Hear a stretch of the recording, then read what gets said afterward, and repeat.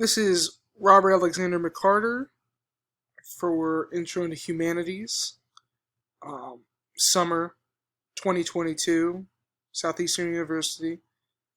This is HE5, Option 2, Remediated Text, and this is on Orson Welles' Citizen Kane. I really liked this one. I think modernizing movies can sometimes work if they're done correctly. So this one intrigued me. I also have never seen Citizen Kane, and I really wanted to. So I was excited to be able to watch the movie and see it through, the eyes of a humanities course. A brief summary of Citizen Kane, just so you know, I actually watched it. The movie follows the life and death of an uber-wealthy aristocrat who had a very colorful life in the public and private eye. It is shot with many different perspectives, all about a man called Charlie Kane. Investigative reporters are trying to figure out what Mr. Kane's last words, Rosebud, meant.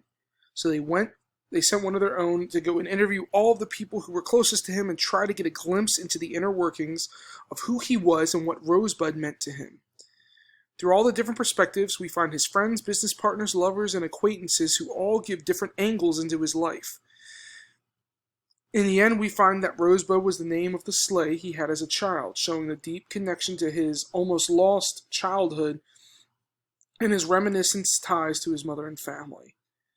The content of the movie, just very briefly, is business ventures in the news media industry in the 1900s, his two wives, his best friend and business partners, overseers from like the bank, the trust that he was on. It was shot in black and white. The different shots that were used show the scenes and infer distance, anger, love, and the importance to different objects and subjects or feelings had. There were close-ups of the faces of people, objects, and the scenery, putting emphasis on different moments in time and different feelings. There were also a lot of fades and dissolves being used to transition from one scene or the other. I really, really enjoyed this movie. Just from what it was slow to me, but I can see why it's called a masterpiece. I can see why it's called a classic, a work of art. Orson Welles does an amazing job. Specifically, there was a scene that really intrigued me a lot. Was at the end of his first marriage, the beginning of the end, if you were to say, it showed a long shot of the table, showing so much distance between them both. And I also really liked the scene that Orson Welles shoots with Jed when he's drunk in the newsroom after he loses the election. And it's shot from like the hip, from like the ground up. And there's a couple different scenes that do that. But this one just felt more powerful because the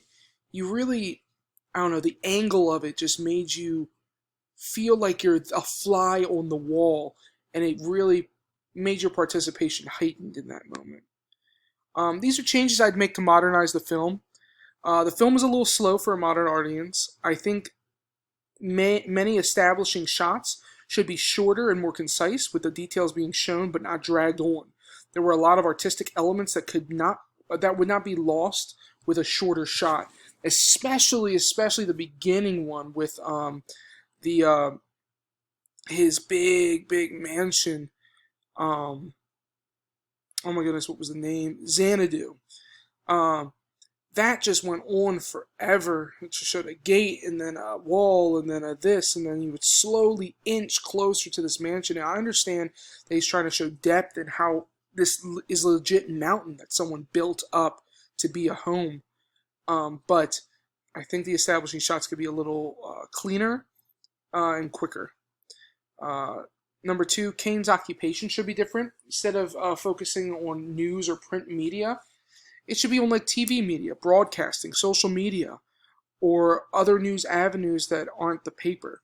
I think the beginning montage scene of his death being reported should be replaced with like a few different news channel montages showing either his funeral or different reporters talking about things, or newscasters, his death, and the speculation around it. To show off Kane's wealth, use things that we connect with wealth now. Instead of statues or fancy art, it should be like a car collection. the mansion that's updated from the Xanadu one, maybe with a smart kitchen, all like crazy appliances, fancy robots, high-tech, modern, high-end modern things that we think of as for the wealthy, maybe even like a private jet. I would also change the occupation of his second wife. Instead of an opera singer, I would make her a pop star. Instead of an opera house, I would have him build her a record studio or a nightclub to show off her voice. It wouldn't change the subject matter, her not wanting it to be forced and her burnout and depression. But it would change the content of how she got there, what she did, and it would really modernize it. Updating the dialogue. There are a lot of lines with references or phrases that are very dated and stale. Use a really good writer to get the essence of what Orson Welles was trying to say in the film, or what the character was trying to say or imply, and use modern slang or terms. Lastly, technology integrations, smartphones, TVs, ways of communicating, ways of travel, to help this movie connect and build off of itself in a more modernized way. It doesn't need to be futuristic, but give it a feel for where we are now so the audience can connect more in a meaningful way. Now for recasting the main characters for a more modern audience. I thought about this a lot, and I thought, who in my movie-going years that I think could portray the essence of the characters in a good way. So for me, the narrator could be Morgan Freeman.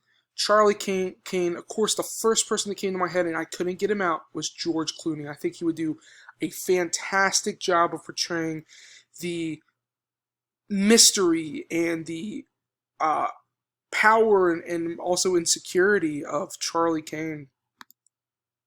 Mr. Thatcher, I think Ben Kingsley would play a good one. In the suit and tie and all that. And Mr. Bernstein, I think Zac Efron. Zac Efron's older now, so I think he could play a Mr. Bernstein better. I think he would give him a good acting role in that. For Mr. Thompson, the reporter, I thought Joseph Gordon-Levitt. I immediately thought Joseph Gordon-Levitt. I thought that he would just play that part really well. I think his build, his demeanor, the way he speaks, I think it just meets that criteria. And because he's not such a huge actor, because the reporter in the movie is like really kind of just set back as just a piece to move along the story. I don't think he would cause too much of a distraction with him being there.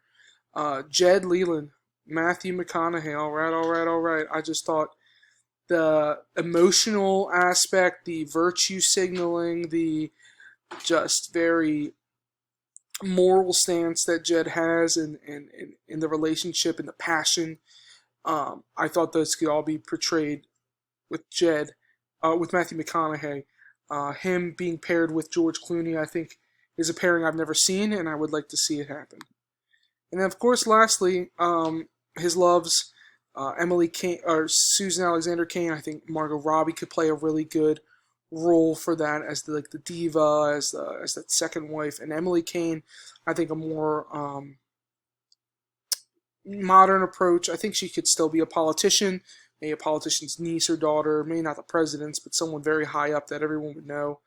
I think Sandra Bullock can play that kind of distinguished role, and also show that distance, and we've seen her in some dramas do that. So, yeah, that's my presentation for HE5 option 2.